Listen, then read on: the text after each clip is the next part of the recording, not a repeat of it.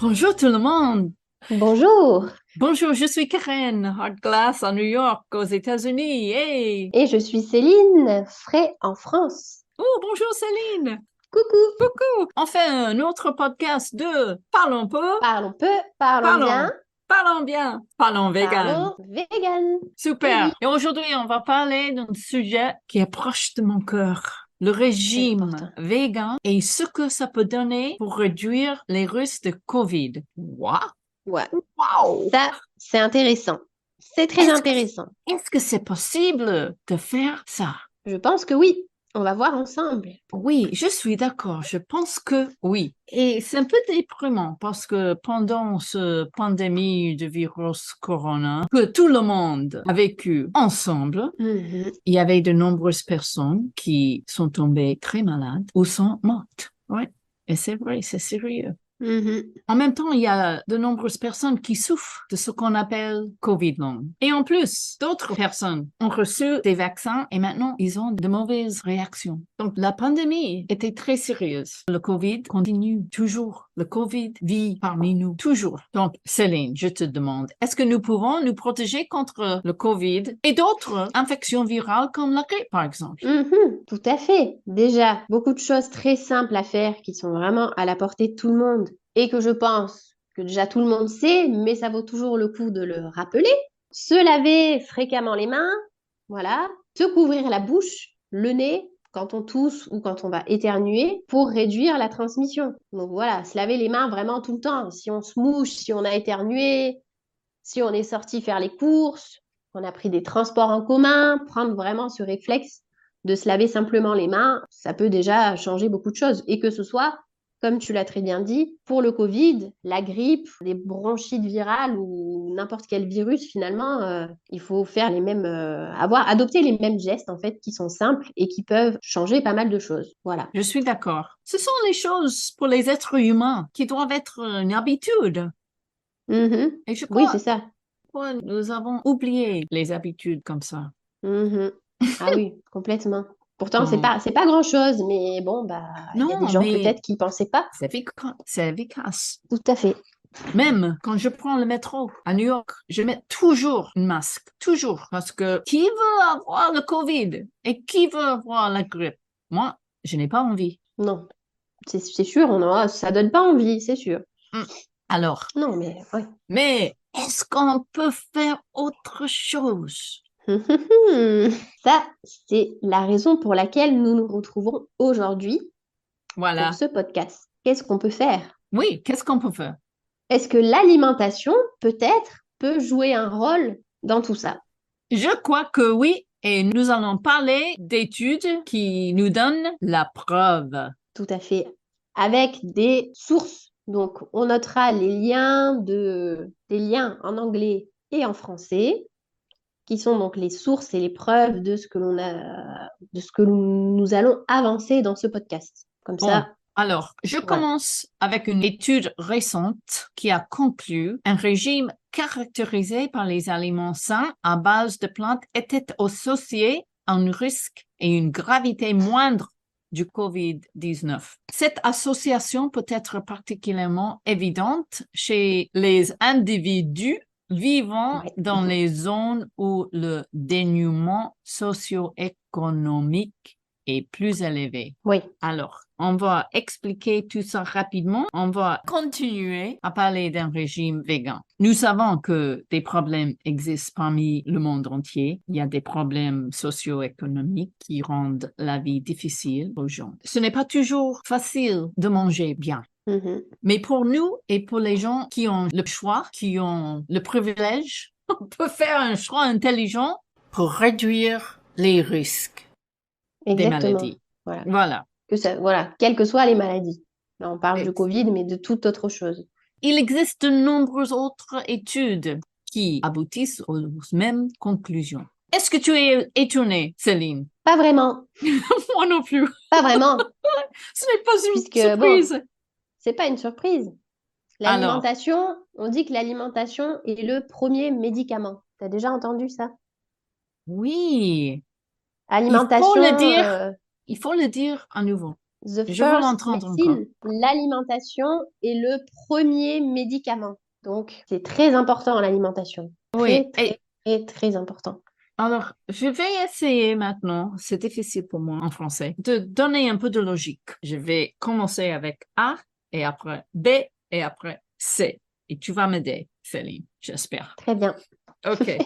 A, nous savons déjà. Je vais commencer à lire les choses que j'ai notées, c'est d'accord? Oui. Nous savons déjà qu'une mauvaise santé métabolique et des modes de vie malsains ont été associés à un risque et une gravité plus élevée de la COVID-19. Nous savons également qu'il a été démontré dans le passé qu'une meilleure nutrition, en particulier dans le contexte que j'ai déjà dit, de défavorisation socio-économique, réduisait le fardeau de certaines maladies infectieuses. OK, c'est le premier. Et que savons-nous d'autre? C'est le B de ce morceau de logique. OK. Nous savons qu'une alimentation végane saine réduit le risque de maladies chroniques comme les maladies cardiaques, le diabète et le cancer. Et nous avons en plus de preuves d'une alimentation saine à base de plantes peut prévenir ou inverser les maladies cardiaques et le diabète. OK, on a les deux choses. OK? Alors, maintenant, on fait la liaison. Je veux dire que le régime à base de plantes peut baisser le risque de COVID-19 parce que on sait le COVID-19 était lié ou les gens qui ont eu des maladies chroniques, les maladies cardiaques, le diabète et le cancer, ils ont eu un plus grand risque d'avoir les symptômes sévères de COVID-19. Donc, si on peut éviter ces maladies, on peut baisser le risque de COVID-19. C'est bien dit? C'est très bien dit. Donc, moi, je le dis, Céline, tu le dis, mais qui sommes-nous? Ouais, c'est ça. Nous sommes des personnes passionnées par le régime vegan et nous voulons partager tout ce qu'on a déjà appris d'un régime vegan. Maintenant, on va citer les preuves. On va citer les articles dans les journaux en anglais et français pour donner les preuves que vous voulez, quand vous voulez, pour donner les faits. Les faits et les sources et les Voilà. preuves de ce qu'on va dire ici. Je veux ajouter que tous les membres de la communauté médicale, les médecins, les infirmières, les diététiciens devraient connaître cette information, n'est-ce pas? Oui. Oui, mais est-ce qu'ils la savent? Pas beaucoup, hein. Il n'y en a pas beaucoup en tout cas qui Oui, doivent pas beaucoup. s'intéresser à ça. Oui. Non. Alors, comme j'ai dit, si une mauvaise alimentation et un mauvais mode de vie entraînent un plus grand risque de maladies chroniques et que les maladies chroniques entraînent un plus grand risque de gravité de COVID, nous pouvons dire directement qu'une mauvaise alimentation et un mauvais mode de vie entraînent un plus grand risque de gravité de COVID. Cette affirmation revêt davantage de signification lorsqu'elle est rapportée dans une étude scientifique publiée. Je note un deuxième article dans le site nature.com. C'était en 2022, où il conclut l'adoption d'une alimentation et d'un mode de vie sain à base de plantes est un outil puissant qui peut retarder le processus de vieillissement, diminuer les comorbidités liées à l'âge et diminuer le risque de COVID-19 grave et de mortalité.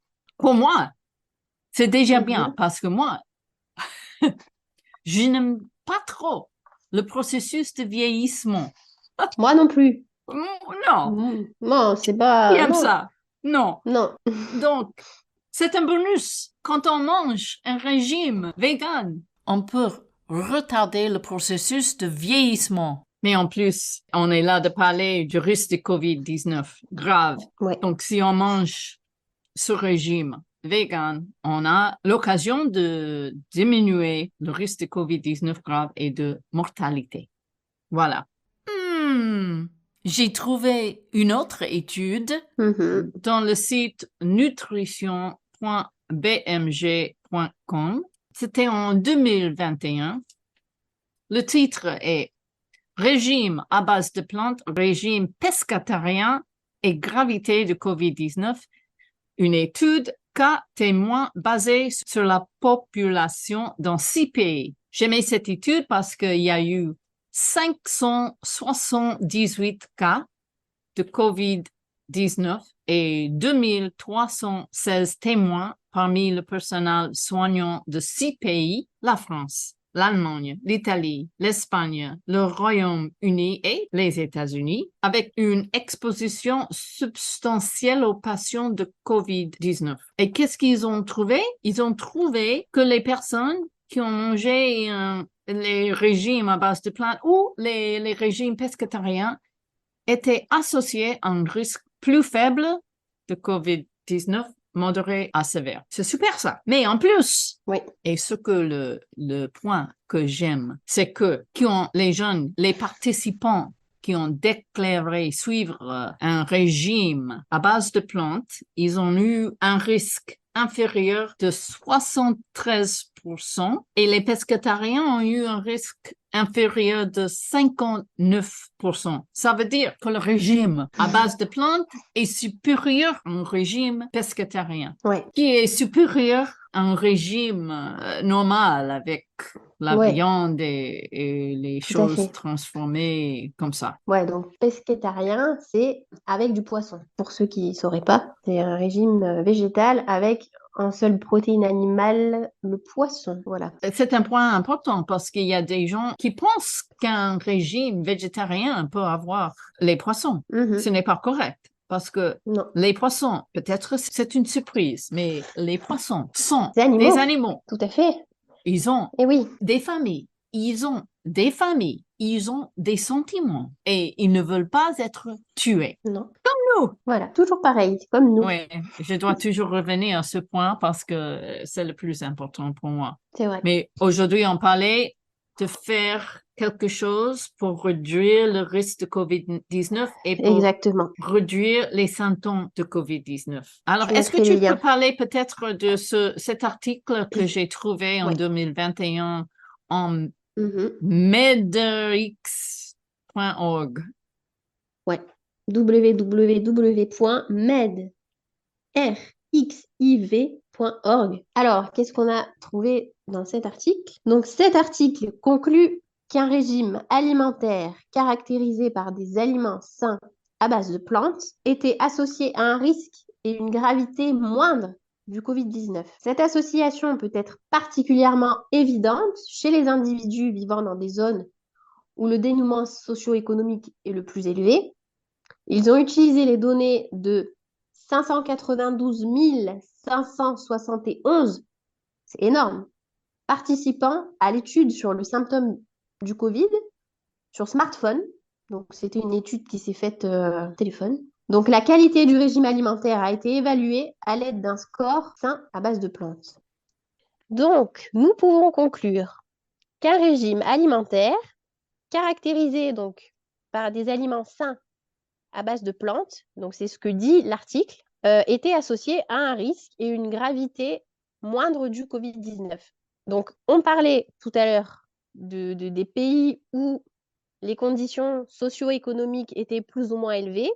Donc, effectivement, là, cet article nous dit que il est évident, enfin, on constate que c'est donc une évidence, que donc ces symptômes sont quand même beaucoup moins forts dans des régions où les individus, enfin dans les régions où vivent des individus avec un dénouement socio-économique plus élevé. Donc, il faut savoir quand même que pour cette étude, il y a 592 571 participants. Donc, ce qui est pas rien du tout. Donc, qui ont participé à l'aide de leur smartphone. Ça a été une étude qui a été faite à partir du smartphone. Donc, pour des personnes qui ont eu le Covid et qui ont donc répondu à un questionnaire. Et il en est donc ressorti que la qualité du régime alimentaire à base de plantes, avec le plus d'aliments végétaux possible, de fruits et légumes, a joué un rôle énorme en fait dans le fait que les gens qui ont été contaminés ont eu des effets beaucoup moins graves que des personnes qui n'auraient pas un régime à base de plantes et riche en fruits et légumes. Voilà, c'est ce que conclut ce superbe article donc du site. qu'on vous mettra en lien si vous voulez aller voir de vous-même.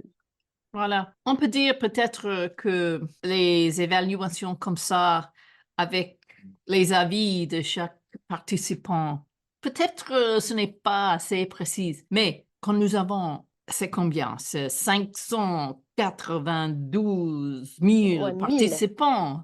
C'est c'est énorme. énorme. Quand tu as dit, Mhm. c'est Ouais, ça suffisant fait beaucoup. avec quelque chose comme ça pour faire une conclusion comme ça. Ah oui, oui, Les chiffres sont énormes. oui, oui, Bon, complètement. Hein. je voudrais continuer avec un autre article Mhm. parce que ça donne les conclusions que nous voulons donner dans ce podcast. Oui, tout à fait. Donc là, c'est un article.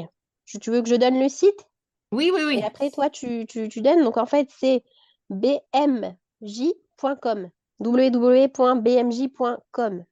Et le titre de l'article, donc c'est un article qui date du 9 octobre 2023 qui s'appelle Les défis liés au Covid-19 à une mauvaise alimentation et à la santé cardio-métabolique. Tous les messages clés dans cet article sont là. Je commence avec le premier. Mhm. Une mauvaise santé métabolique, une alimentation malsaine et des inégalités en matière de santé ont aggravé le fardeau économique, social et de santé publique de la pandémie de COVID-19. Le prochain, Céline. Ensuite, des études ont régulièrement rapporté que l'obésité et le diabète sont des prédicteurs indépendants de la gravité du Covid-19. Nous l'avons déjà dit. Alors, ensuite, les données probantes issues d'études alimentaires suggèrent que l'adoption d'un régime alimentaire sain réduit le risque et la gravité de COVID-19, en particulier dans les communautés défavorisées. Nous en avons encore deux super exemples. La politique de santé doit reconnaître l'obésité et la santé métabolique comme des facteurs de risque importants pour la gravité des maladies infectieuses et donner la priorité aux groupes à risque plus élevé en matière de soins, de santé et de soutien nutritionnel, bien évidemment. Et enfin, la réorientation des systèmes de santé vers la promotion de la santé, y compris des efforts ciblés pour réduire les inégalités existantes, augmentera la résilience. Ouais. Alors, Mhm. ça veut dire que beaucoup de gens, comme nous, ont la possibilité de bien manger et nous pouvons avoir une bonne santé et on peut Ouais, éviter les symptômes sévères de COVID-19. exactement. C'est à Alors nous. pourquoi s'en passer? C'est à nous de faire les choses comme il faut, voilà. Ouais. C'est notre message. Et maintenant, qu'est-ce qu'on peut faire? On peut ajouter une expérience réelle à nos reportages. Qu'est-ce que t'en penses, Céline? Bah, je suis tout à fait d'accord. Parce que moi, Surtout que, ouais, j'ai on a eu le eu, Covid. oui, voilà, j'ai eu le COVID en 2022. Mhm. C'était très léger. J'étais fatiguée pendant 2 ou 3 jours. J'avais le nez qui coulait. 2 ou 3 jours, pas plus. Et j'ai été testée positive pendant 10 jours. Mhm. C'était ça. Et D'accord. Céline, tu as eu le COVID 2 fois. Je l'ai eu une fois en 2021 et je l'ai eu là le mois dernier. Bon, en 2021, faut dire que en 2021, j'étais très fatiguée parce que c'est l'année où j'ai eu mon fils. Ouh. J'étais pas, je pense que c'était, voilà, j'étais fatiguée, je dormais très très mal et très peu. J'avais pas une très bonne alimentation à ce moment-là, j'avoue. Je mangeais beaucoup de sucre, j'avais envie de sucre, enfin, c'était un peu n'importe quoi. J'avais encore au moins 10 kilos en plus, enfin voilà, c'était pas une bonne période, mais je l'ai quand même eu, c'était quand même pas drôle, mais il y a pire. Mais je sais qu'à ce moment-là, c'est ça qui est intéressant du coup, c'est que je peux quand même faire la comparaison. J'étais pas bien à ce moment-là, quoi, voilà. J'étais fatiguée, j'avais accouché quelques mois avant, je dormais pas, je mangeais peu et mal, je faisais aucun exercice physique. Enfin, franchement, c'était compliqué. Et là, je l'ai eu le mois dernier. Les symptômes étaient complètement différents de la première fois. Donc ça, après, c'est avec les variants, hein, de toute façon. Donc là, qu'est-ce que j'ai eu? Ça a commencé par des maux de tête. J'ai eu pas mal de courbatures. Je crois que c'est ça qui m'a le plus dérangé, les courbatures. Donc de la tête aux pieds, parce que finalement, on se sent tout faiblard, tout faible, pas bien. Donc c'est dur de faire des choses quand on est comme ça. J'ai un petit peu toussé. J'avais le nez bouché, pas mal. Mais voilà, après, je pouvais voilà, quand je prenais un Doliprane, voilà, on va pas dire qu'il faut prendre des médicaments, mais pour soulager les courbatures, et ça allait. Je pouvais faire plein de choses, en fait. Donc, bon, ça aurait pu être pire. Ça aurait pu vraiment être pire. Et là, j'ai une alimentation correcte. Voilà, je me sens mieux, je dors un peu mieux, je bouge beaucoup plus. Donc, c'est quand même pas la même chose que la première fois. Voilà. Je comprends. J'imagine que c'est peut-être difficile pour toi parce que tu es une jeune mère qui travaille et des fois, c'est difficile de dormir suffisamment et de toujours manger les bonnes choses. Oui, oui, ouais, c'est ça. Nous ne sommes pas parfaits. Non, Il non, faut non. pas être parfait. Non. C'est toujours un processus. Oui, il faut faire au mieux, en fait, je pense. Il faut faire le mieux qu'on peut, sans trop se stresser, sans frustration. Mais oui, on peut pas faire les choses parfaitement, c'est sûr. Mais Non. on peut faire mieux. Oui, et c'est sûr qu'on peut réduire le risque de COVID-19 si on mange bien, un régime à base de plantes. De plantes, exactement. C'est mieux si c'est biologique, c'est mieux si c'est pas trop transformé. Ouais, Et on est là pour partager tout ça. Bon. tout à fait. Et maintenant, tu sens mieux? Ça va mieux, ça va beaucoup mieux.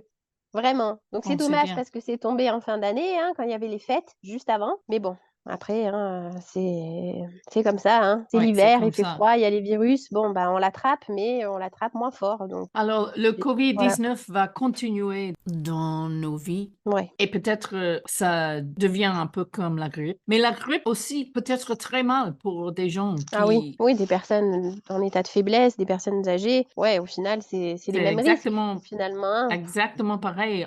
On perd beaucoup de de personnes. personnes de la grippe. C'est vrai, c'est vrai, c'est vrai. Ouais, chaque an. Peut-être un peu...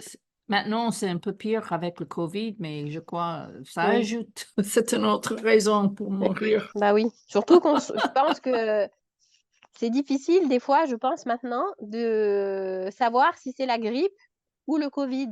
Parce que c'est quand même, les Oui. symptômes sont les mêmes. Enfin, je crois en plus que les virus sont de la même famille. Même si tu as un test, c'est difficile Ouais, de savoir. et oui. Parce que ça Oh, peut être positif, mais ça peut être la grippe. Enfin, franchement, c'est compliqué, quoi. ah bon. Bref. Mais bon, comme tu dis, de toute façon, il faut faire avec. C'est pas un virus qui va disparaître. Il faut espérer que ça soit de moins en moins fort, à force, que ça soit avec des symptômes de plus en plus légers. Et puis voilà. Hein. Alors, Karen, qu'est-ce que tu penses? Qu'est-ce que tu en penses si dans nos prochains podcasts, pour cette année 2024, on pouvait discuter pendant ces podcasts, avoir des conversations sur des sujets intéressants de tout genre, quelque chose de plus fun? Qu'est-ce que tu en penses? C'est une bonne idée. Et nous pouvons Eh bien voilà. partager des histoires de nos vies, les choses qui sont difficiles, peut-être les challenges, et pourquoi on a décidé de continuer avec une vie comme ça. Je suis d'accord, c'est une bonne idée. OK, super. Donc, à la prochaine fois. À la prochaine. À bientôt. À bientôt. C'est, parlons peu. Parlons bien, parlons vegan.